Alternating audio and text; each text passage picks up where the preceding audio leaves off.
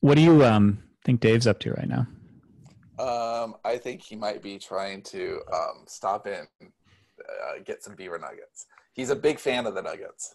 Is he a big fan of the Nuggets? I don't remember if he liked the Nuggets. I mean, it seems like Oh the kind of yeah. food he'd be into. Oh no no no. Well, I don't know. He's been trying to be so good, and you And know, he is doing good. I can blow this because you won't I see this until after the summit. it But was actually he's lost a bunch of weight. He sent us a sexy, sexy it selfie. was sexy. Is that seriously not the sexiest Dave picture you've ever seen? It was sultry. I got a little warm. Yeah, I'm not. I know it sounds like we're joking, but Dave actually did a few Well, days we're ago. joking about some of it, but it's true that he sent us a sexy selfie, clothed, I might add. But he looks really good. No, he looked good. I saw like buff arms and shit. I never saw that from Dave before. But yeah, because he had to go buy a bunch of new clothes for the summit actually, because I guess his old stuff is baggy. Well, his Which old stuff was baggy on him last year, so like I can't imagine it now. Yeah, and it's kind of awesome because last year was I mean, it's 1 year anniversary since the time we had the sit down with Dave and said, dude, you have to like take better care of yourself.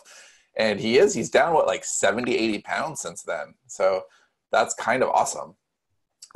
And when he went shopping for new clothes, he did send us a very sexily posed Dave Oh, that was photo. when he was shopping. Yeah, that was him that was a dressing room photo. Did you notice that? Oh, I guess I didn't really get it. Do you think he's going to be like he's going to be like one of those people who goes in and does something really kind of wrong in the dressing room just so he can post it on Pornhub or something? Maybe. Yeah, look at the picture again right now. It's amazing. It's like my new favorite Dave picture. The look on his face. Because Everything he's about still angry and stuff. So yeah, so Dave isn't here. The short version, in case you missed the last episode, because we're recording these two in a row on the day before the summit, so he's traveling. Is that he Beyonce'd us on "I'm Almost There," and that means that he's at least been traveling since this morning, maybe since yesterday morning. I'm not clear on that, and we haven't heard. I didn't know. How can I not know? How could Dave have been traveling for a day and a half and us not know abundantly that he's been traveling? Like, we should have been ranting and raving. There should have been weeks beforehand of like, do I really have to go? I He was hate this. trying You to be guys good. suck. He didn't want to put it on us like he did last year. He was internalizing it. Oh, okay. So it's just all bottled up. It's all bottled up. We'll see it tomorrow. Do you remember the time he came and it was like we needed to be there 100% for the signature people, for the stone table people, because it was the morning of and he was coming and he just came in like ranting and Oh, we it had was to take him last morning. outside. Like, it was real uncomfortable. Like, we Yeah, almost and had we're a like, fight, all of us. dude, no, you need to chill the fuck out because people are here like to He's like, we actually. have to talk about the Airbnb. It smells like dog. It's bullshit. It's bullshit. You guys shouldn't have booked me in this place. And we're just like, dude, no, not our problem. Go fix it. We made him go away. He was all mad. Yeah, He was pissed. he was It really was hard to look him in the eye for a while. I just kept wanting to laugh. He's just he gets so puffed up.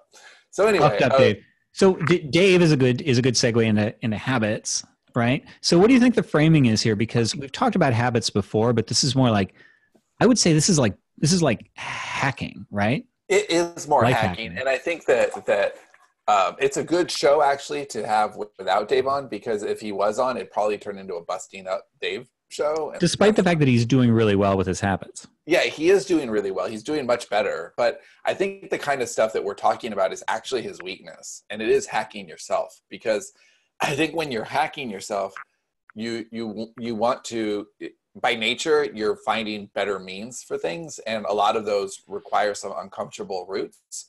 And Dave likes to be comfortable. Like, that's one of his core values, is to be comfortable and to feel safe. And I think if you're kind of like figuring your way out of that, that's not what you do, right? I mean, the way, like, Johnny's real specific about the way he eats, always has been. Like, I'm more specific now than I've ever been, but I didn't used to be when I first met Johnny at all. And he, like, I eat this time, and I do that now. I only eat between 12 and 8. But that was a hacking thing. I ran it, even though Johnny had been doing it for years, it never appealed to me until I had a why that was from a different context. And it was this guy that I met who told me all the reasons for it creatively, that, you know, your brain uses a lot of energy to digest. And if you're waking up to write first thing in the morning and you're still digesting food because you ate late, that's just stupid. Or if you eat early, that's where a lot of your energy is going. And so I just changed. But it wasn't comfortable at first. It's now actually totally fine. I'm never hungry before noon. Well, it makes you more productive, at least in my experience, because I don't normally eat. You still eat lunch, right? I eat lunch I eat it either at noon, almost exactly, or at 1 when I come back from the gym. Okay, so I'm not arguing for my way of doing things at all, but I typically don't eat breakfast or lunch. And so I'm just, you probably see half of the gains that I do here, which is just like, forget about all the things that you already talked about, which are important and good and all that. But it's also like, you're just so productive. Like if I don't have to stop for breakfast, if I don't have to stop for lunch, I'm just like, look at this time I have. And there's no like pattern interruption, because it's always hard to get back into it. So like minimizing pattern interruptions and or putting them in a place where they can be interrupted, which I think is some of the stuff we're going to talk about today, is a real good hack. Yeah, it's knowing yourself. So what Johnny said is really important, which is, look, I'm not arguing this is the right way. We're not arguing any of this is the right way. What we're arguing as the right way is the need to like pay attention. The willingness to examine. Yes. And experiment. That's exactly right. The willingness to examine and experiment and be uncomfortable to get the results that you want, because they're not always super easy. But everything gets easier. So there's definitely, I don't know, maybe we each pick 3 hacks that, you know, worked really well for us and kind of. Okay. Well, we'll see if I can come up with specific hacks. I have a bunch of little things that I don't know if they qualify as big hacks, but I like if you want to go first, I really like yours because it's exactly the sort of thing I'm thinking of. The one that prompted this idea? Yes. Okay, so at the time that we're recording this, the summit starts tomorrow. Not the actual summit, but we've got 2 days of Stone Table. And, you know, we got to be on for that. And, like, I don't want anything floating in the back of my mind. And there's a lot of stuff just out there right now. We just got back from LA. We've got a big launch that we haven't talked to you guys about at all that's just coming up. So there's like a lot that we're trying to sweep the floor of. And I know myself, and I know that I'm getting tired at night. And so, there's certain things I'm not going to want to do. And I can easily say, oh, I could put that off until after the summit. But I happen to know that I have a lot of stuff waiting for me after the summit too. So it doesn't really work that way. Once the summit's over, there's a few things that I just have to hop right on. So getting these other things done has been really important, and I have to know myself well enough to outsmart myself. So streaks are the number one thing that have helped me in the last several years. Just stay on. Right now, I'm almost at 800 days, going on 800 days for. Do you want to make your app recommendation? Yeah. It's just called Streaks. No, I actually don't use that one. I use Strides. Oh, what happened there? You were the one who told me about Streaks. Yeah, I started using Strides because it has like a dashboard, and I was going to start getting more regular, but I didn't. I think Streaks only allows 6 maybe. But no, it allows 12. Oh, okay. Which is plenty for me. Yeah. Well, I don't know why I'm using the app. Okay, well, I use Streaks, and Streaks is also very good and very simple, but Sean's recommending Strides as well. So whatever. It's basically all it's doing.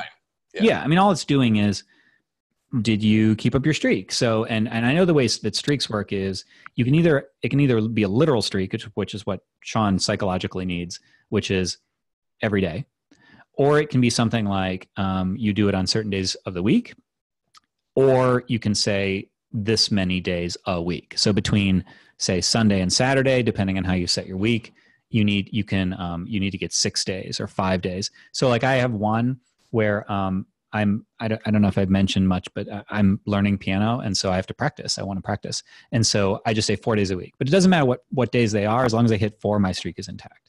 Yeah, no, that is a streak. Absolutely, I have several streaks that are not daily, but once I how many? I don't have that many daily streaks, but for sure I have 10,000 steps, which I'm looking at the app right now.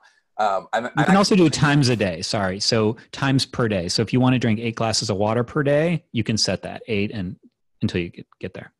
So I'm actually nowhere near 800. I'm at 753 for walking, 291 for writing, and I'll get to the other one in a moment because it's for another hack. But so that's a lot, almost 300 days of writing. I know I'm not going to break that streak. Now, my favorite time to write by far is right when I wake up, first thing I do. I actually don't like writing later. It gets way harder for me. And my least favorite time to write is at the end of the day, like after dinner, before bedtime. How do you feel about dictating from an Airbnb when it's 11:30 and you're really, really exhausted? I really, really hate it. But I know that I'm getting tens of thousands of words more because a few times I'm really uncomfortable. You know, my aggregate total is much, much better.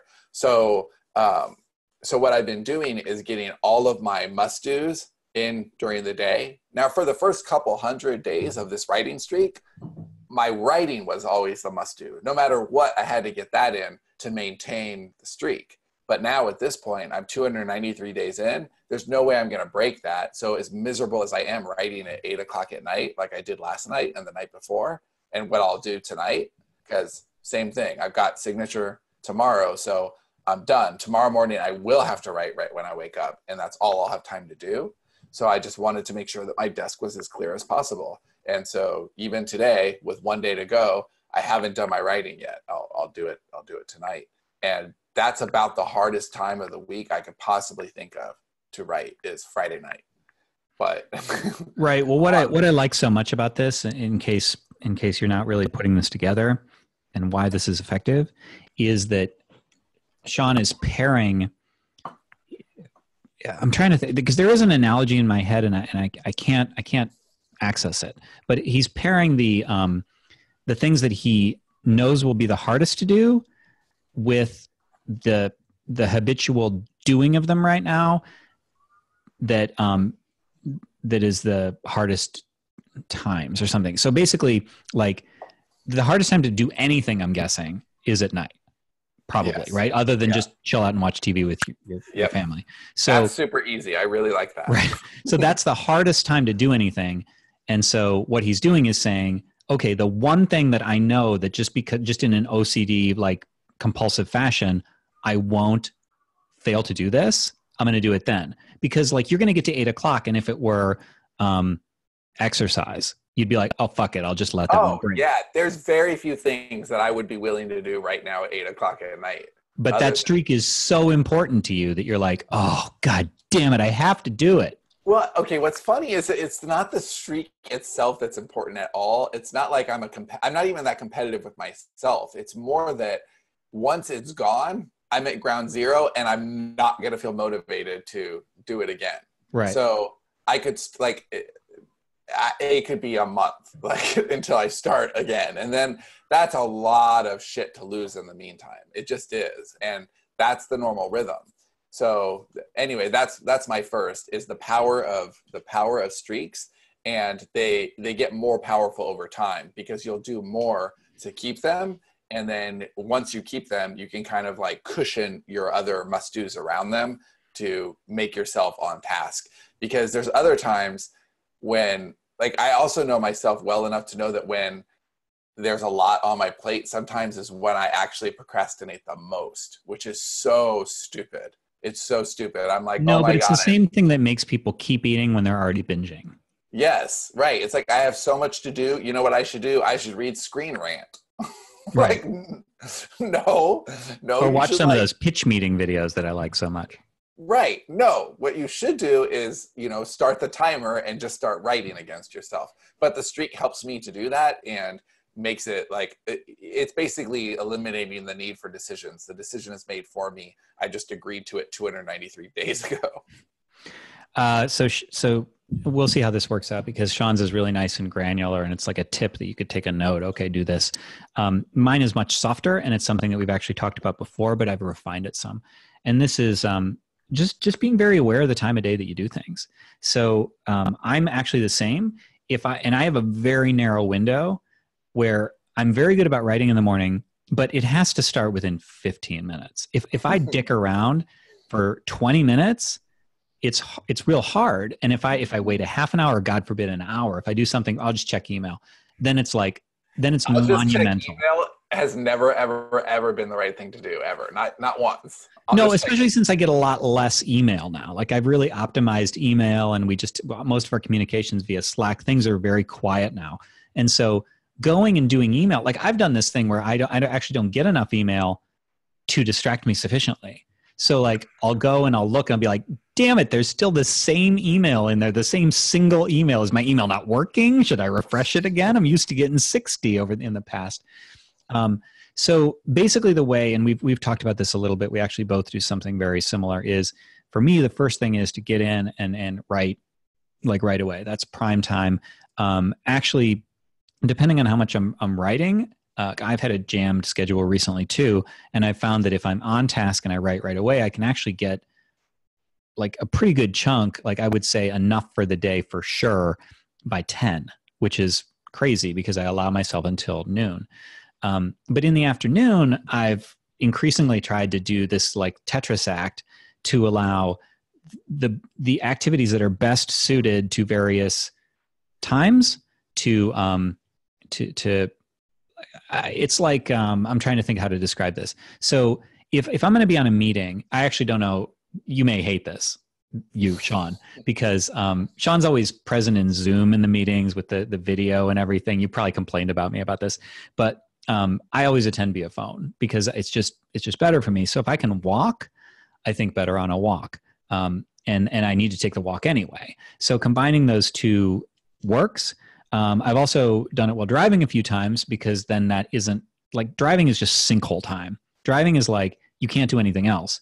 So if I have something beforehand and I can kind of shove it real close to then I can be driving on a meeting, if it's not a meeting that requires, like 3 people, if it were just me, Sean, and Derek or somebody, then I would want to be there in person.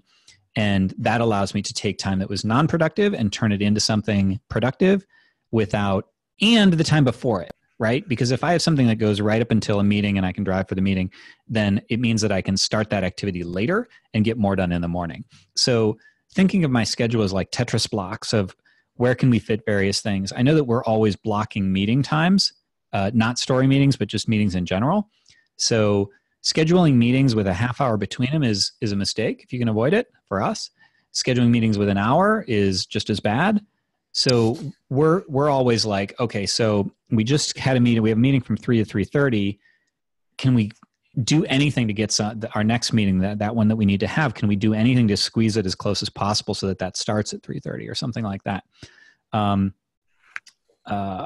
also adapt activities as well, like kind of like Sean with the writing and stuff. Later in the day is good for like plinking and brainstorming. So if I'm working on, I have a few solo projects, well, one, but it's one at a time. And that's a good thing. Like, okay, I don't want to be in the office anymore. Come like 5 or something, like I'm sick of being in this chair. So I can take a laptop and go sit out on the chair out in the front room and work out there on something that's just like brainstorming or outlining. And that makes a huge difference. I don't have a good porch where I am right now, but at my old house, we had this great porch and it was like, oh, I can work on screenplay revisions out there, then I want to do them. So what can you do to score your activities? People do this a lot with exercise and stuff. Like you have an audiobook or a new album that you only let yourself listen to if you're jogging or something like that. Or you set rewards for yourself or you set punishments for yourself. Outsmarting yourself. What's a good example of a reward? Okay, I actually do have a good one. So we talked about this. We may have talked about this on the Stone Table podcast. I don't know if we talked about it here, but leading up to Christmas break, this is another one where like I get to say something that I did and I'm very aware that you didn't do it. And so I just look like an asshole, but whatever. No, it's fine. I totally know where this is going. Yeah. So we had, we wanted to take, this time off of Christmas and not have meetings and not have, we wanted to do story, but not the businessy stuff. Now, the PS, I'm going to skip right ahead. Sean ended up filling his entire break, balls to the wall. And I did go ahead and take my break. But the point was, if I could, there was a day like my mom was coming in and I wanted to get everything done before then so that I could then relax. I could then not be on. And so I cranked really, really hard. I think I had some like 15,000 word days. And the only reason that worked was because I said, okay, I can either work at a reasonable pace and be working well into what I wanted to have be my break time, or I can just do it all now. The same amount of work gets done. I just get less sleep. I'm just a little more frenzied, but then I get the reward of having gotten to that point where then I can back off a little bit. And so I know that fits my nature, because even more as I've gotten older, I realize how binary I am, and I am on when I'm on and I'm off when I'm off. If you're different, like my son can be out there and he can have a bag of chips and he can delicately tweeze out one chip and eat it, and then he'll go on for a while and then he'll tweet. I don't work that way. Like, give me a handful or get the bag the fuck away from me. Like, I don't want it near me. When I was in college buying food for just me and nobody else was involved, I would just never buy it because I didn't like having something. I didn't like to have the option. And that's the way I treat a lot of my life. I either cut off from the option or I go ahead and know that I'm going to indulge. I could talk a little bit about Dictation, which has been a huge productivity hack lately. I mean, really, this goes back to streaks, because without streaks, I actually would still be struggling with this. But I feel like I really nailed it. And it's because I actually know this because I just checked about walking and writing. But today is it will be day 100 if I hit today, which I absolutely will.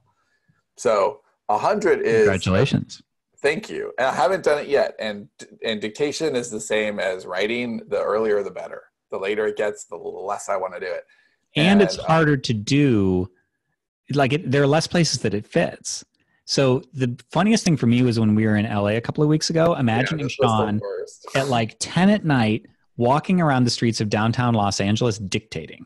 Like, that's because people are just listening, people looking at you. Yeah, I had to, we were in Koreatown and it was like 10:30 and it was cold as shit too. It was like, I mean, it was LA cold. I'm sorry for all of you who were in like negative degrees, but it was LA cold, not really equipped, really windy. And to get to count it as a day, I had to dictate for 10 minutes, which I did. And I'm happy with the stuff that I get, or that I got. But yeah, I think that the streak thing really helped with dictation more than anything else I've ever used it for. And the reason is it's the discomfort. Dictating is not a comfortable thing. And in fact, even still, I wouldn't call it comfortable, but I would say I'm better at it. I still have the resistance, but it's like what Johnny was just talking about. He still has resistance some mornings, now, and he's been writing for years and years and years, but sometimes he still wants to check email or Slack or whatever. Same with me. And it's whether I'm writing with my fingers or I'm writing with my voice, either way, I do have resistance, and the resistance is now greater with dictation than it is with writing, but the results are impressive. I've been writing a lot of nonfiction that way, and I want to say that I probably have done maybe 60, 70,000 extra words so far, and it's mid-February, that I would not have had otherwise. And they're words that I'm really grateful that I have, because otherwise I would have had to write less fiction. Like, it's nonfiction that we have to do as part of what we're doing with the company and marketing Story Shop. So they're like really good, helpful articles on craft that will be out there as content marketing. But I would be sad if that was taking the place of the stories I want to tell. I'm glad that dictation makes it an and instead of an or. I don't know how much I'm going to actually have to say about this, but I would say an awareness of this is kind of a know thyself. Like, I'm increasingly a study of Johnny, which is, you'd think I'd know myself by now, but I think that people who continue to grow are never fully aware of themselves. I think they always learn new things. So I've increasingly, over the past year, 2 years, become aware of my own, say, emotional triggers or something like that. So this has happened right now. We're at a weird phase right now where we're handling obligations that came from Smarter Artist. and just fulfilling a lot of stuff. And it's been a busy time. Sean is now officially way more busy than me in terms of things that he doesn't really want to do. But which wasn't even the case 2 weeks ago. Well, that's what I was going to say. Is for a while I had the crown, but I lost it again. So now I'm miserable sometimes, but not as much. That's not true. I'm happy all the time, and then there are times when I'm less happy. So, but where I'm going with this is that there was a lot of, when I have a lot of little tasks that I don't necessarily want to handle them, but they're loose ends. So, for instance, one of the things I'm dealing with right now is contracts. Like wading through legalese in a contract. And we have some complicated ass contracts. Like this has just been really hard. It's been a very long and involved thing. But contracts are detail heavy. And we're also trying to figure out some audiobook rights stuff. Like I'm trying to figure that out. And that's like, okay, who do I talk to? And there's a bunch of little subtasks. And so when I have something that's mentally intensive in that particular way, it's almost like there are lists in my head that I need to do. And I use things for the Mac. And so I get those lists out of my head. I don't have them in my head. I know that they're recorded, but it's still using sort of RAM in my brain. And what I've found is that when I'm doing that, it's often, it makes me sluggish on fiction in a very specific, repeatable way. And now that it's happened enough times, there have been times where I've said, you know what, I'm not even going to try and write. Because what I did in the past is I would just try to force it. I'd be like, okay, I'm going to go ahead and damn it, I said I'm going to write today, so I'm going to write. And I feel behind. That's the other thing. I feel behind. And what happens when you feel behind and you don't do something? Well, now you're even more behind. Yeah, that's the worst feeling. It's like trying to go to sleep and then you're like, I only have 2 hours left until I wake up, so I better fall asleep right now, which makes you less likely to fall asleep. So it's similar. And what I think I've learned is, after seeing this a few times, is that sometimes it's best to just not even try, and don't beat myself up. Don't feel bad, and just say, you know what, I'm going to have an amazing day knocking out a bunch of these little details. I'm going to figure out that shit on the contracts that I haven't been able to figure out. I'm going to figure out the audiobook rights. But then genuinely be okay with it, right? It's not just the decision that I'm going to do this. It's the piece that you have to feel internally that it's actually the right thing to do, and not just making an excuse. Right. And that's actually, I think the bigger lesson is learning that as a writer, especially if you're a full-time writer, or anybody who's an entrepreneur, anybody who's responsible mainly to themselves, is that there's this real tendency, at least with me, to feel guilty because I feel I should be doing something. And the irony is it can go both ways. I can feel guilty for not getting the businessy stuff done, and I can feel guilty for not getting the writing stuff done, even though on the day I didn't get the writing stuff done, I got a lot of business stuff, and vice versa. So there's kind of no way to win sometimes. And understanding that there are going to be good days and bad days, and that's fine, and I can't beat myself up. Another thing that I noticed is when I was doing planning for a project that I was working on and nobody's collaborating with me on it, is there's a lot of empty time. And I was like, shit, I've been sitting here for an hour and I got one idea, and that just feels ridiculous. Is since I don't normally do that, I'm not normally aware that that's kind of how it goes. And there are long periods where you do nothing, and yet you are still moving forward. You are still accomplishing it. Yes, that's very true. And that is hard to kind of figure out sometimes, because I don't know, we feel like if we're not actually seeing results, they're not results. But I mean, the truth of the matter is, you can't just will something into being. And a lot of times when you're creating that first draft or second draft or third draft of an outline, it's a lot of beating your head against empty space. And if you're not, like, if you need physical evidence of what you did that day, that's kind of a hard place to get it. Right. Do you want to talk a little bit about reframing? I feel like we both have something to say about this, and this is a hack. Yeah. I mean, I can go first if I'm putting you on the spot. Yeah, and I mean, go right ahead. I can elaborate. I definitely think it's one of the sharpest tools in our collective box. I think we're both really good at it, and I think we kind of run a lot of our lives by doing that. Right. So, as I mentioned, right now I am dealing with a lot of contracts, and that's incredibly tedious. And there's a part of me that really resents that I have to do it, because not that I feel anybody else in the company should do it, but I feel it should have already been done. We've been dealing with contracts for over a year.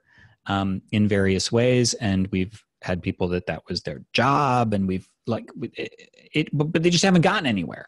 And there's a little like, well, why the hell do I have to be dealing with the contracts? So there's an initial resentment because, as I mentioned, if I'm working on stuff like that, then it's details and it tends to rob me of the stuff that I really want to do.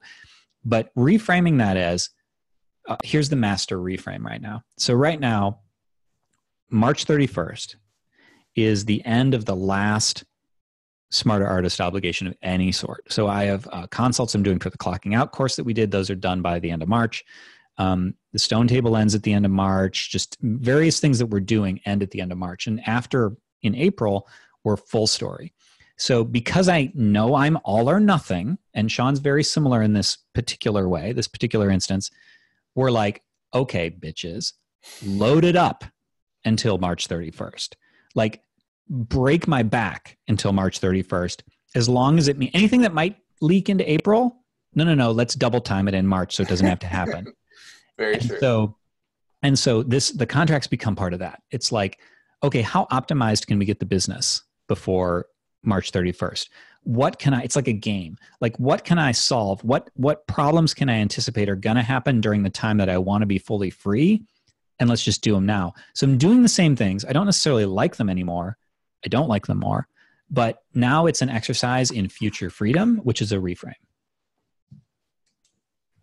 Yeah, I don't know what I have to add to that other than I think that pretty much everything, the magic of reframing is something that has helped every single element of my life.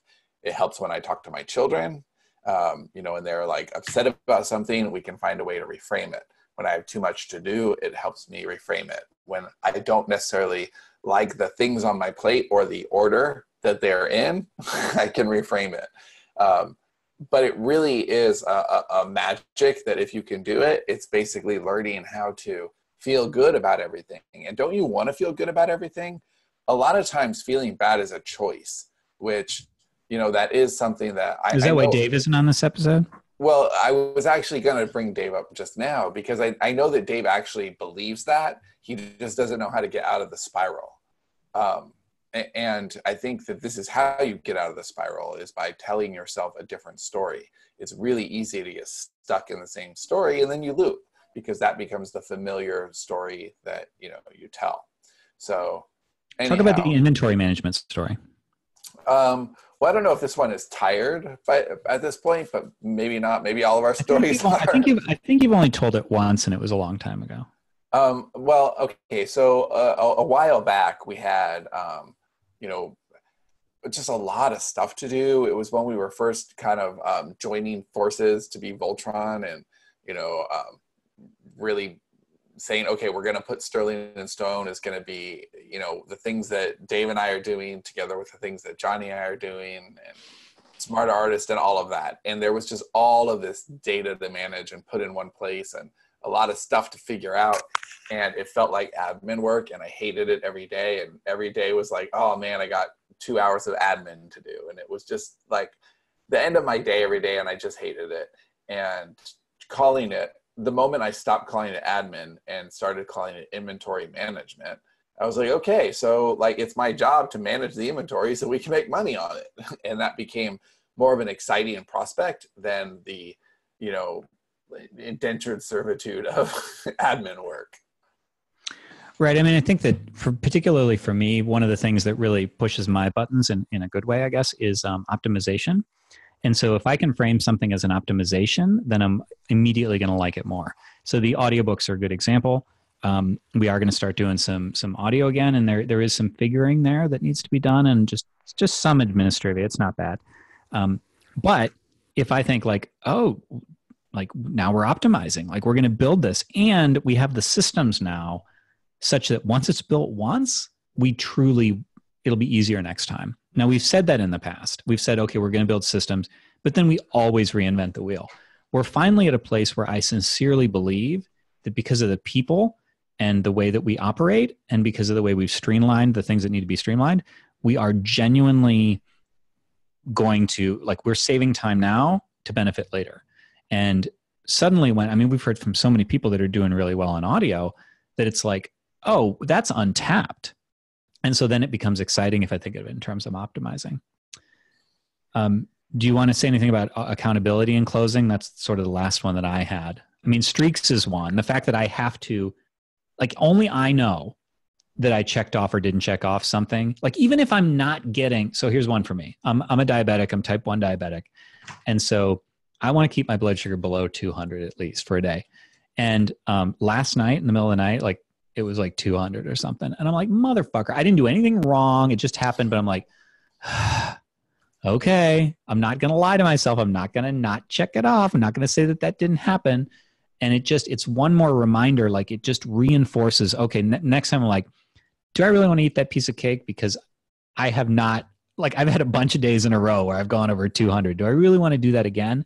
And so that's a little bit of accountability that I use. Yeah, I think accountability is so important. And if you can't trust yourself to be accountable to yourself, I mean, fortunately, I can. I do care about letting myself down. And one of the things that's really helped in this last stretch is that it's not just the three of us anymore. It's a whole team, and we're kind of responsible for making sure that everybody is successful. And so I feel like accountable to a lot of people, and that helps me be accountable to myself. But if you're a solo creator out there, it's really easy to lose that accountability piece. And that's where you flail. It's really easy to flail when you're alone. So I would absolutely suggest, no matter who you are or where you are or what your, current trajectory looks like, find somebody that you can report to. It's just, it's just the best way to go about it. Well, I think accountability can be subtle too. So I would say that I am accountable to you in maybe a traditional way. Like, I want to get the books to you at a time that I promise or something like that. And I believe me, it makes a difference. But I think that you're accountable to me in a slightly different way. Focus, right? So, like, just because of our experiences, it's like, I think you double clutch a little bit on an idea that you're like, wait a minute. Hold on. I don't know that Johnny's going to like that because it's not focused like we agreed. Right. Yeah. So just the relationships that you have, you should, in a productive relationship, in a positive relationship, be nudging all of each other to a better place. If you're doing that, then keep doing it. If you aren't, then I would suggest you find those people. One of the reasons that our Stone Table group is, like, we were saying we aren't going to continue it, and they're like, well, hold on. This is our accountability group. We have to go on without you. That becomes really, really valuable. Yeah, exactly. Do you want to close by imagining what Dave's doing right now? I haven't checked Slack in a while, but what do you bet he's all serene? I lose all interest once he's out of Louisiana. That's what really seemed to invite his ire. Well, I listened just 2 days ago to the live worst show ever from last year's summit. And it had Damon Courtney's live reading of Dave's slacks. Oh. And do you remember how angry his slacks were? He went to a hotel on the way in, like, Louisiana, where he had to change his hotel room 3 times. And it smelled like Dracar Noir, and he had totally remember now. And then he came to the Airbnb, and it was terrible. And then he locked himself out, and he couldn't get the key. And, like, that's what I'm imagining. What do you bet he's all zen now? What do you bet he's just like, no big deal? He's whistling. That would be kind of amazing, and I actually think that could happen.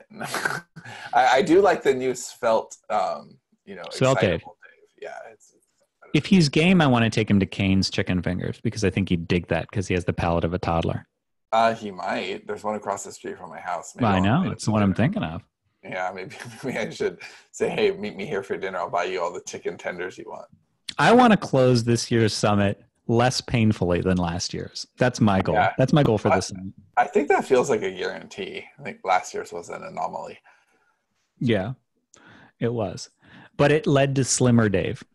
It did lead to Slimmer Dave, yes. And I don't know, maybe Dave's hoping, like, we're going to beat him up again because it was really good for him last year. Maybe he's hoping for another intervention. What do you think? Maybe. I don't know. I don't want to do it. I don't want to do it. He was so intense. I was intense. You were intense. Everybody was intense. That was the most intense meal we've ever shared, for sure. It was my least favorite. Oh, significantly so. See, not my least favorite. See, I'm reframing. I think that meal was awesome. actually. Like, it wasn't comfortable at the time, but that's exactly what we're talking about. A little bit of discomfort for permanent improvement. Yeah, your style of discomfort enjoyment is apparently a little different from mine. I did not enjoy that meal, but I do like that it resulted in better Dave. But that's the whole point. Like, sometimes you need discomfort. Discomfort is not, it's not necessarily a bad thing. It sucks in the moment. But all right. Well, let's not do it again anyway. All right, not this year. We'll take a year off at least. All right. So peace out. Yeah. Thanks everybody for listening to the Story Studio podcast. You know, I don't even think we have CTAs at the end anymore. So we should. There are none. Be awesome. Go out there and write. Yes, be awesome. Please tell stories. The world needs more good storytellers. All right, then adios. We'll talk to you next time. Bye-bye.